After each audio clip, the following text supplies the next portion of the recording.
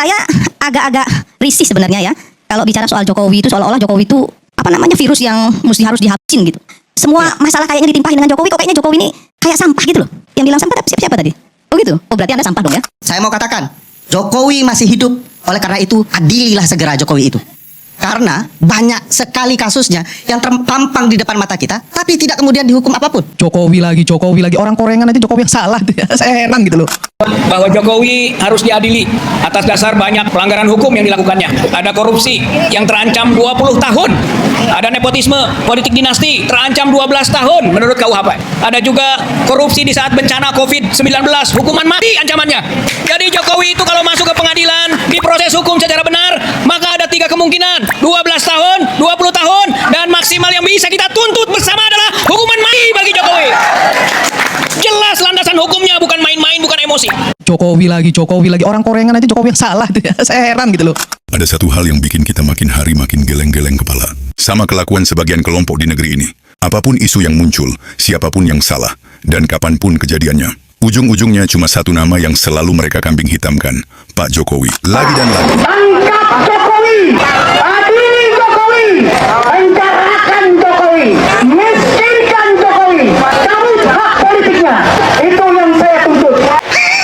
Tai kucing. Itulah yang biasanya dikatakan oleh para pembenci Pak Jokowi. Jokowi itu apa sih? Jokowi itu apa? Ya Allah, dia itu seperti boneka golek, ditata ke sini ditata ke sini tapi sebenarnya Ejunya lebih pintar anak saya loh. Bener apa enggak? Ejunya lebih pintar anak saya, anak TK. Masa 1 ditambah 1 berapa? Dia bilang 11. 1 ditambah 1 dia 11. Di mana? Di mana? Kalian ngaku profesor. Tai kucing. Itulah yang biasanya dikatakan oleh para pembenci Pak Jokowi. Ya, kucing di rumah mati juga salah Pak Jokowi. Semua salah Pak Jokowi ya. Lu kelaparan karena males, karena nggak mau kerja, salah Pak Jokowi. Lagi dan lagi, politisi senior Irma Suryani dibuat naik pitam melihat tingkah laku orang-orang yang isi kepalanya. Cuman ada kebencian mendalam kepada Pak Jokowi. Kebencian yang rasanya sudah masuk ke tahap tidak masuk akal, alias tidak logis sama sekali. Mungkin kalau besok ada orang yang tiba-tiba terkena penyakit panu atau korengan di kakinya, mereka juga bakal teriak. Ini semua gara-gara Jokowi. Jokowi Lucu? lagi. Orang korengan aja Jokowi yang salah. Saya heran gitu loh. Ya orang panuan orang korengan Jokowi yang salah.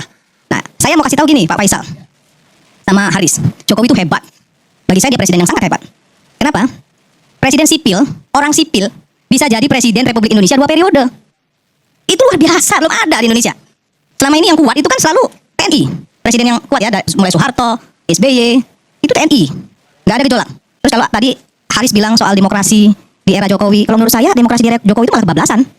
Kenapa saya bilang kebablasan? Rocky Gerung bisa mengatain bajingan tolol sama presiden.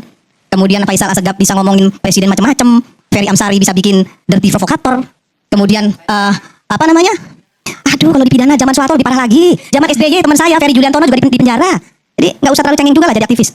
Ya, saya ini pernah juga loh ya. Saya pernah dipecat bahkan dari posisi saya di Pelindo. Pernah dipecat saya karena saya demo. Tapi saya nggak mau cengeng, cemen. Itu yang kedua. Tar dulu, sabar lah. Sabar. Lu ngomong aja gua perhatiin, gua diem ya kan, gua dalemin gitu, Fer. Nah, saya agak-agak risih sebenarnya ya. Kalau bicara soal Jokowi itu seolah-olah Jokowi itu virus yang harus dihabisin gitu. Iya. Saya heran gitu ya. Harus diingat juga bahwa Prabowo menang itu karena dia belajar dari Jokowi. Prabowo menang itu karena didukung Jokowi. Kalau nggak didukung Jokowi nggak menang. Itu diakui sendiri oleh Pak Prabowo. Tapi bukan berarti kemudian Pak Prabowo itu jadi bonekanya Pak Jokowi. Jangan dihina lah Pak Prabowo. Saya bukan mau bela Jokowi, tapi kalau semua masalah kayaknya ditimpahin dengan Jokowi, kok kayaknya Jokowi ini kayak sampah gitu loh. Ya. Yang bilang sampah siapa tadi? Oh gitu. Oh berarti Anda sampah dong ya. Kalau saya mengatakan Jokowi sampah, yang tersinggung itu bahasa yang umum di media sosial. Kenapa sampah? Karena terlihat dalam pembentukan kabinet ini, ambisi Jokowi dan loyalisnya terus mempertahankan modus politik yang disebut melanjutkan. Sebentar Bu, jangan emosi. Tenang. Mencoba membangun satu narasi daur ulang selama pasca pelantikan, sebelum pelantikan ya, pasca kemenangan Pak Prabowo, bahwa ada soliditas, keakraban, semangat yang kuat antara hubungan Pak Prabowo dengan Jokowi. Sementara kalau saya publik dalam perbincangan di seluruh kanal media sosial, melihat memang ada sampah di kabinet Prabowo. Saya beri contoh tadi, sampah lewat Menteri Kelautan. Dalam kasus pagar, pembongkaran pagar laut. Rakyat menyimpulkan hambatan, resistensi yang menghadang Prabowo, yaitu kelompok Jokowi, para loyalisnya. Itu perbincangan di ruang publik. Yang ketiga, saya tambah, itu baru Andi. Belum masuk ke Bu Irma. Belum ya? Nanti saya tambahin Saya lagi. masih di Bu Irma. Tolong kawan-kawan di DPR harus hilangkan semangat dukungan terhadap eksekutif. Maka tadi di awal saya mengatakan belum ada sampai hari ini rekomendasi resmi atas nama partai politik untuk memotret apakah ada harapan pemerintahan Prabowo, apakah ada progres, apa-apa saja yang harus diperkuat, apa-apa saja yang masih kurang. Dalam konteks ini saya masih melihat Bu Irma itu semangatnya Jokowi. Kalau dalam trias politik, peran DPR itu harus mengeluarkan data.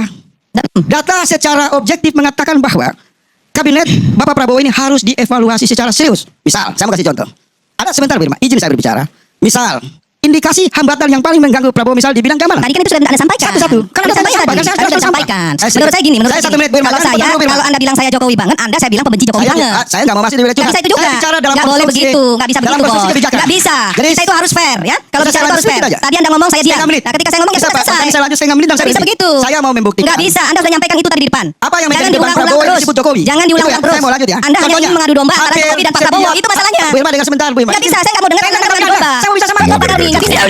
Lucu, konyol, tapi begitulah realita cara berpikir para pembenci yang seolah kehilangan akal sehatnya.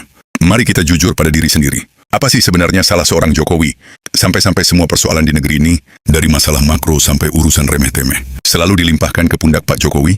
Irma Suryani dengan sangat gamblang menyuarakan apa yang sebenarnya dipikirkan oleh jutaan rakyat Indonesia yang masih bernalar jernih.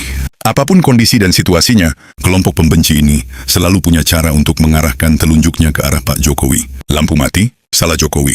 Harga cabai naik turun di pasar lokal, salah Jokowi. Bahkan keputusan politik orang lain yang tidak ada hubungannya sama beliau pun tetap saja diseret-seret seolah-olah ada tangan gaib Jokowi di belakangnya.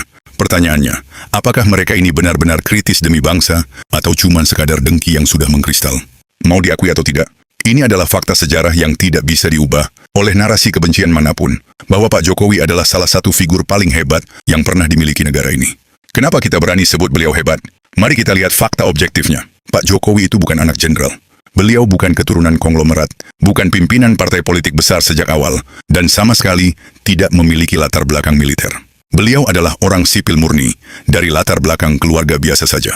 Namun apa yang terjadi? Pak Jokowi berhasil membuktikan bahwa di Indonesia, seorang anak bantaran sungai pun bisa dipercaya oleh rakyat untuk memimpin negara sebesar ini. Bahkan bukan cuma sekali, tapi 2 periode berturut-turut lewat pemilihan langsung. Bukankah itu sebuah pencapaian yang luar biasa? Bagi orang-orang yang objektif, keberhasilan Jokowi adalah simbol kemenangan rakyat biasa. Tapi bagi para pembenci, keberhasilan ini adalah pukulan telak bagi ego mereka yang merasa lebih berhak, lebih pintar, dan lebih berkuasa dari seorang orang biasa bernama Joko Widodo. Nah, salah satu jualan utama yang sering dipakai kelompok pembenci ini adalah isu demokrasi mati atau demokrasi terancam. Tapi mari kita gunakan akal sehat kita. Bicara soal demokrasi, di era kepemimpinan Pak Jokowi, kebebasan berpendapat itu justru luar biasa bebasnya. Bayangkan, di era beliau, orang bisa ngomong apa saja di media sosial.